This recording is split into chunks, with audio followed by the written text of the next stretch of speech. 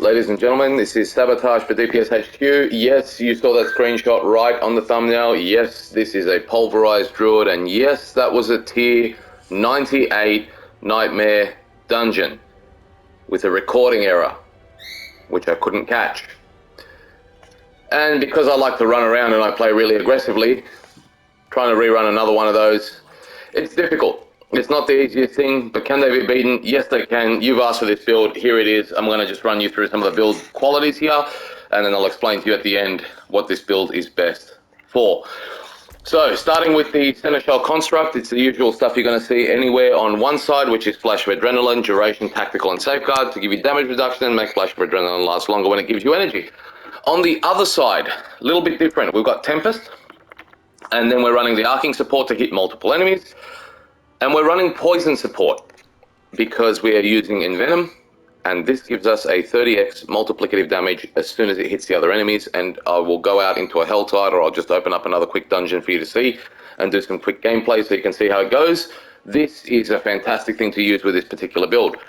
And for the last one, we're using a resource to keep our resource levels up. You'll also notice when we go running that our resources on this don't drain as quickly as they normally would for a Pulverized Druid.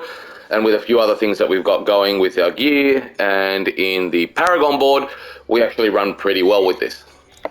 So, moving on to our gear. We start off, we're not using Godslayers or anything like that, but you can when you're doing overworld content and doing lower end Nightmare dungeons, because it'll pull everything together and you'll smash everything, and this is great. In the higher end ones, especially if you're going to try and push into those low 90s, which you can do, mid to high 90s starts to get really, really hard. You've got to slow down the plane, you've got to play smart. Not really my type of gameplay, but you've got to play smart, and if you do, you'll be able to get through those as well. We use this, so we've got Juggernaut. And then we look for maximum spirit, we look for cooldown, maximum life, total armor, which is kind of starting to be a thing across most of these builds here. Next down, we go to Insatiable Fury, because you can't pass up the total armor while in werebear form. This can be absolutely huge. I've only got 50%. This goes all the way to 69.8, so basically 70%. And although you can see I've got 7,000 armor here in town, as soon as we hit the Nightmare dungeon, I'll show you, this goes up over 20,000, which is absolutely huge. You are well beyond armor cap. For the gloves, we want attack speed, we want critical strike chance, we want to restore some resource, and we want ranks to pulverize. You can see these aren't perfect either. This is only 3 out of 4 rank. It's a very low chance, very low primary resource restore amount. Critical strike is perfect though, and the attack speeds, yeah, it could be better. But we put on that we want Pulverize to be an earth skill, and that's because there's a lot of earth synergies that come with it afterwards. Tibolt's Will, because that's the only word I really need to use, because. For our boots, we are using the Ghost Walker aspect so that when we become unstoppable, if enemies are surrounding us, we can just walk through them as if they were nothing. We gain a little bit of movement speed, but that's exactly what we're looking for all over here is movement speed after killing an elite, all stats. The dexterity is horrible, but it's costing me $15 million a spin, and I don't want to keep trying to spin for spirit cost reduction. But if you can get spirit cost reduction, that's what you want on your boots. When it comes down to the weapon, try and find a 925. I haven't found anything of a higher level. There's 2 different things that I would go for here. One is I would go for an axe for the damage to healthy, which helps with one-shots. Or 2, I would go for, I think it's a staff, which gives you damage to crowd control enemies, and that works with one of the nodes in our Paragon board later on. But essentially what you want to put on here is Pulverize creates a shockwave that travels forward. You want that at 200. You want core skill damage. You definitely want the overpower damages. I've got them both here, which is fantastic. Overpower and overpower with werebear. So basically your overpowers are just nuts. And then we go over to our rings. I'm using Mother's Embrace again for the spirit. It lines out the curve for you really nicely. You've got critical strike damage. You've got some lucky hit, which works on some of the things that we're going to show later on. Maximum life is good because that works with overpower, and all stats is always very, very good. I use the Hunter's Zenith. I don't know if many people would. I don't know if many people do or don't. I do because of the 2 bottom parts, the 4 ranks to quick shift and the 3 ranks to heightened senses. Now, just quickly, so while I'm explaining this, you can see what it does. Your ranks to quick shift will give you 25x increased damage, and with there being 4 on the ring and you adding 3, that can go all the way up to 7. So if you were to take out some points and throw them in here, you can go all the way up to 35x with that damage, which is really, really, really strong. But also heightened senses. Upon shape-shifting into a werewolf or a werebear, you gain 12% damage reduction against elites, and they're really the guys that you want to try and get damage reduction from, which is really, really good. If you want to get even stronger and you can actually lose a bit of this because your hits are phenomenal. They're huge. It's just a matter of trying to control how often you overpower, which is the really, really hard part of this build. You don't really need the extra 8 times here. You can take these out and you can just dump it all into heightened sensors. This is going to make you much more tanky, a substantial amount more tanky. So that's really, really good. That can go all the way up to 6, which will give you 24% damage reduction, which is massive. And last but not least, Banished Lord's Talisman. It's an overpower build. Banished Lord's Talisman is an overpower amulet. You know all the stuff that's on there. You've seen it with 1,000 other builds that I have built, other people have built, everyone has built Banished Lord's Talisman if you're doing overpower. It's just another way to guarantee that you're going to overpower. Moving across to the next part, we go to the boons. These are pretty much the same across this sort of stuff when it comes to Earth type builds, and I'm pretty sure that everybody uses the same stuff. We take Wariness for the damage reduction from elites. We take Averian Wrath for the critical strike damage. We take Iron Feather for the maximum life because of the overpower. Most other builds can also go into the crit strike chance because they're not going into that overpower, so you don't need your max life to be huge. But you can do that as well if you want to go into Scythe Talons instead. Then we go down and take the Fortify, so every time you use a defensive skill, which is Blood Howl, which is, you'll see how many defensive skills we're using here, Blood Howl, Earthen Bullwark, and Debilitating Roar, you will get Fortify. And then if you just hit 1, 2, 3, you're basically 100% fortified, and that just works to give you a lot more protection, DR, and help out with damage. And then in the bottom one here, every 20th kill will cause your next Earth skill to overpower. So you can see that there's 2 ways to overpower 100% right now. This one and Banished Lord's Talisman every time you spend 300. Now, going into the skill tree, basic skills 2 points just because we've got to be able to move down. We move down and max out Pulverize. The enhancement on this is your next Pulverize will overpower every 12 seconds while you remain healthy, which is why we want fortified damage reduction, and we want to try and stay healthy so that every 12 seconds while we overpower, every 12 seconds while we're healthy, we overpower. I use Primal so that when you hit enemies with it, they do 20% less damage. You can use this instead because this will give you some extra damage on the bottom end when you see some of the passives that we use. 1 into Predatory to be able to move to Iron Fur, that's going to give you DR. And then we go down into our defensives. This is what's going to help us fortify as well. Earthen Bullwark with the Unstoppable, that milks in very well with Tibalt's Will. Blood Howl, and we go out to Innate for the Spirit. Debilitating Roar, and we go out to Innate for the slow duration, and Debilitating Roar also fortifies you here with the enhancement, which is great. Ancestral Fortitude for the non-physical resistances. It just makes it really easy to cap out on these so you don't have to bother looking for 1,000 things in the Paragon board. And also Vigilance so that you get damage reduction for 6 seconds after using a defensive. Your defensives will cool down in a nice circle, so you'll be able to use one after another constantly. That works out really, really well. The Blood Howl will just come out back constantly because, well, let's have a read through here and you'll see exactly why. Reduce the cooldown of Blood Howl by 1 second every time you kill something. So you hit Blood Howl, it's 10 seconds, you kill a bunch of stuff, it's 0 seconds, and you just go and you hit it back up again and again and again and again and again, and it heals you every time you do this. This is one of the best things you could use when you're running high-end Nightmare dungeons. Next we go down, I'm taking Poison Creeper, you don't have to. I'm taking it for the Brutal so that I get 20% critical strike chance against enemies that are caught.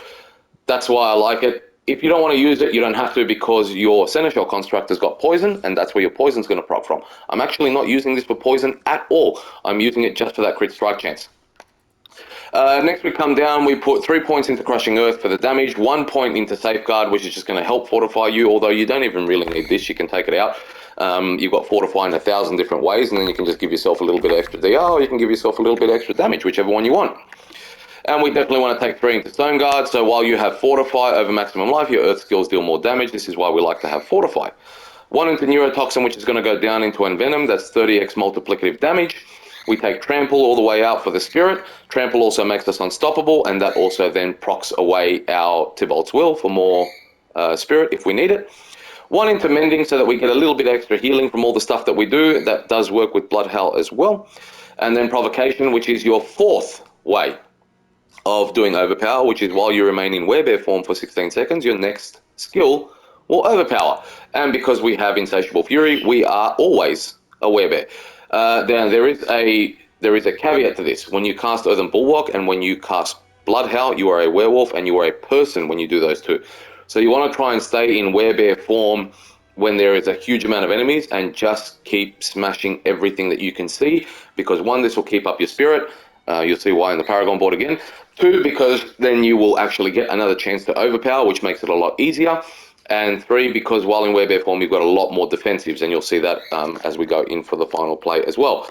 Down here, I've already talked about these two, so you know exactly what they do. Up here, we've got Defiance, which will just mean that your nature magic skills will deal more damage to elites. And over here, we've got nature magic that consumes spirit, will heal you. So we're getting a lot of healing, we're getting a lot of defensives, we're getting a lot of good stuff here. You'll notice I'm not using any of these ultimate skills whatsoever, because I don't think you need it on this build. But we will use Earthline Strength down the bottom here so that we deal more damage while healthy, and we deal more overpowered damage while healthy, and we have more maximum life. That's a lot of stuff to have. Some people will use Bestial Rampage because you can do Blood Howl to make your werewolf, then you'll have some attack speed, and you'll also be able to run around a lot quicker. And then when you're a werebear, you do increased damage. So one and the other, you do both. I prefer not to just have these two because I think the attack speed is quick enough as it is. I prefer to go up here and have the max health, the healthy damage, and the overpower damage, because I feel like this may actually stack. While healthy, you deal 25x increased damage, and then you do 25x increased overpower damage, stacking on top of each other when you're healthy and overpower. And you get some pretty big hits out of this. I've seen 4, 5, 6 million. So it's really, really good. Jumping over to the Paragon board, I've tried 1,000 different ways. I'm actually going to try one final one potentially later. If it's better, I'll redo another video and I'll record it for you guys. If it's not better, you probably won't see this build much more anymore because I'm going to move on to the next one. But we go in on the starter board. We take Prime on the right. We take Tenacity on the left. We go up into the middle here. And in here, I've got Exploit. The only reason is so that I can get the dex really quickly around it, and because I want it to proc its additional bonus, which is when you hit an enemy, they're vulnerable. I take the resistances over here, then creep up through the left-hand side. Then I jump into Ancestral Guidance. I could try and jump into Ancestral Guidance as quickly as possible if you are getting this board and leveling, because you will deal more damage, and because you get all these little spirit on kills and maximum spirits in this little proc area here. Then come up and go over to the right. You'll be able to take Natural Attunement for more spirit again. Then come up here for the core skill damage, because that's what you want. Jump over here and put in Outmatch, because you get a bonus to all rare nodes. So you get a bonus to your core skill damage, which is huge. That's 63% there. And you also get your bonus to resistances. This is just going to help you cap out on resistances. Board number 3, we head straight up. We put Survival Instinct so that the difference between our life and an enemy's life, the wider it gets, the more we do damage. We put in Fang and Claw. Again, this is for bonus to all magic nodes this time, you'll notice it is. And that's going to give me some more damage while in werebear form. And then it's also going to do some total armor while in werebear form. It just helps out with being in a werebear and getting a whole ton of armor. You can swap this out if you want to. You can actually swap it out for something that'll do more damage, like for every 5 willpower purchase, you'll do more damage in werebear form, and you get damage reduction in werebear form. That also takes willpower as well, so werebear and having that in there is going to be just as good. You won't get as much damage while in werebear form, but you're at 20k, so you don't really need as much damage while in werebear form, do you? But the reason I have the other part of Fang and Claw is while in werewolf or werebear form, close enemies take 12x increased multiplicative damage from you. So that's the reason I put that in there. You can take the damage reduction if you want to feel a little tankier. I'll even swap over to that now for you so you can see. But yeah, Fang and Claw is the one you want to use. Then we come over to the left-hand side over here. We throw on the Earthen Devastation board. We throw on Earthen Sky, and then we use everything that's over there. This is all going to be in the build guide, so you'll see exactly where it is. I jump down here to get the crowd-controlled enemies node with Oppressed, because that gets me up to 19% multiplicative with Earthen Devastation. This is the other reason you want to use the staff as well, so you can try and get this as high as possible. I have seen people get it to 40. It's not easy, but you can do it. Get a really good staff, max out everything on the staff, and then get pretty sure it's a staff. I'm hoping it's right when I say this, and then max out a crowd control bonus on one of your rings as well. It will go all the way up. Then on the final board, I'm using in a beast. You can see exactly where I've gone over here. In a beast, I'm using Dominate for the overpower. Obviously, it's an overpower build. I've come and crept up here for Tenacity. That gives you more max life. That also helps with your overpower. And then it's 2 points to get some more critical strike damage, which is really, really good. So that's the build. Now into a dungeon, I've got a 97 and a 75 here. I'm not going to try and slowly play through a 97, so I'm going to jump into a 75 just to show you that It's quick and easy on level 70. It's quick and easy on level 80. Late 80s, early 90s, you start to have to slow down and play really smart. Late 90s and into 100, you will have to play extremely smart and extremely defensively, because you can't just play like I do, where you run out aggressively and just run yourself into absolutely everything. You will die. This is not one of those builds like the Necromancer where you are completely invincible, but you do a heap of damage. Heap of damage. Absolutely slap, literally slap the floor, damage everything in front of you. Heal up every time you Blood Howl, and literally just do exactly what I'm doing here. Smash enemies down. As soon as Blood Howl's back up, I Blood Howl again, because it gives me my shapeshifter. Blood Howl's up, smash, smash, smash, smash. Earthen Bullwark will give me a little bit more protection against these. And if you come into something like this, you poison, creeper, absolutely everything. It stops it from hitting you, and then you will pretty much just one-shot the whole lot and run off into the next room. It's literally that easy. Another thing this is really great for this build is for Helltides.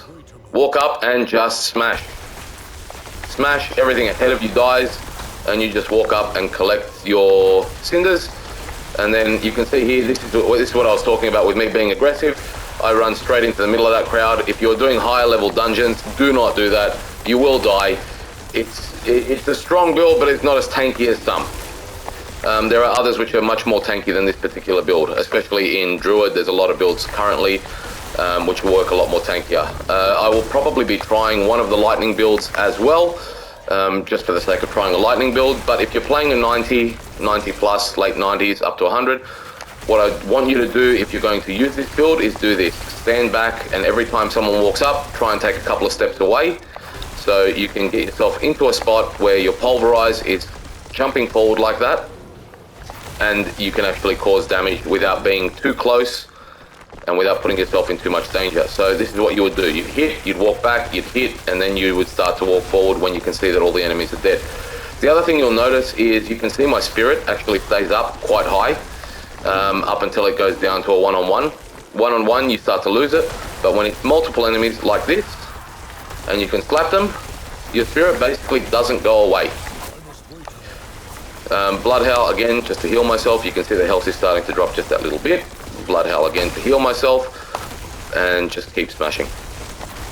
We're down to 3, we're down to 1, Blood Howl again. Blood Howl's also giving you that shapeshifter for quick shift. So just keep the Blood Howl up, and you will start doing huge damage. You can see some of these numbers that are coming out. The crits are in the hundreds of thousands. When you come into something like that, all you want to do is move away, and this is what you would be doing in 90s a lot more often, is moving back and then doing a couple of hits, moving back and doing a couple of hits, and then you will be safe. You will be able to play those 90s and you will be safe. You can see here as I'm hitting enemies, we're going into the millions. You can see a 2 million just popped up there. Very strong build, a lot of fun to play. There was a 2.5. Like I said, I've given you the ways to play it. I've given you the Paragon board. This is about as good as I can get this Druid to get. It will get a little tiny bit stronger, and I say that because not every Paragon is level 21 yet. I think I've got 2 left to go to 21. So yes, we will do a little bit more damage, not a substantial amount, a little bit more damage with those 2 Paragon boards going up 6 extra levels. And once those Paragons are up, you should see, you know, mid 2s, early 3 millions in your damages instead of the 1s and 2s that I'm seeing now. And it will just make that little bit stronger, and it'll probably make mid 90s a lot easier to play, because you'll be killing everything before it even gets a chance to get to you. That's the build, that's what I've got. Unbelievable thing to play with, a lot of fun. Hope you guys enjoy it, and that's all I've got for you today. So this has been Sabotage for DPS HQ. Have a great afternoon.